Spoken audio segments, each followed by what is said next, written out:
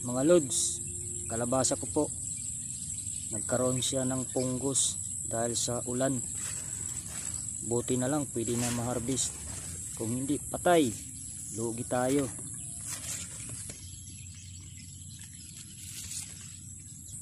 Ang hirap talaga pag hindi sumang-ayon ng panahon, lalo na kung ulan, tapos sa araw yan, umatake ang punggos.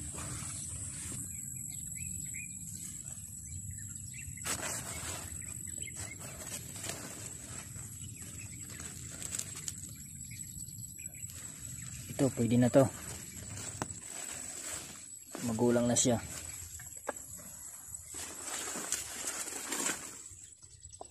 Yan, pwede na po dyan.